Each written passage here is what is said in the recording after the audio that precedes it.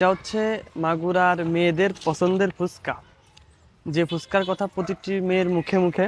তো এই ফুচকাটা আমরা আজকে টেস্ট করতে আসছি।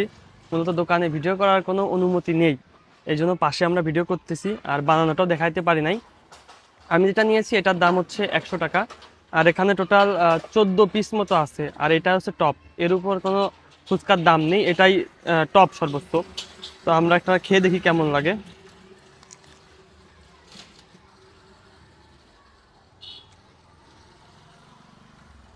হুম, ভালোই খেতে।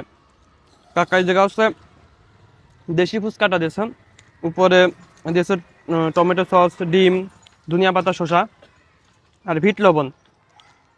খেতে ভালোই লাগতেছে। এই জন্য হয়তো মাগুরার প্রতিটি মেয়ের মুখেই এই ফুচকার নাম শোনা যায়। খেতে আরো বেশি মজা লাগতেছে দেখলাম, টক দেখাতে বেশি মজা।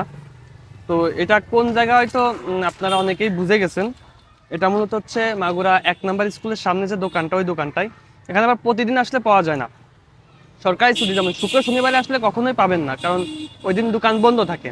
মূলত এটা হচ্ছে যারা এই 1 নাম্বার স্কুলে পড়ে তাদেরকে টার্গেট করেই বানানো হয়।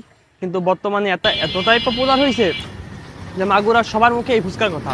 এটা সোশ্যাল মিডিয়া অতটা ভাইরাল না, তবে মাগুরায় মুখ পরিচিত আর কি, যেটা বলে অনেক ভাইরাল। তো আপনি যদি কখনো মাগুরা আসেন তাহলে একদিন হলে এই ফুচকাটা টেস্ট করতে পারেন। আর যদি আপনি অলরেডি টেস্ট করে থাকেন, আপনার কাছে কেমন লাগছে এটা অবশ্যই কমেন্টে বলে যাবেন। ধন্যবাদ। কাকাটা রিভিউ দাও কেমন। না, ফুচকার আমি আগেও খাইছি, অনেক ভালো। আর এটা কেমন সবাই জানে, বলা লাগবে না। তবে আমরা দোকানে ভিডিও করতে পারলাম না, এই জায়গায় একটু কষ্ট হয়েছে আর কি।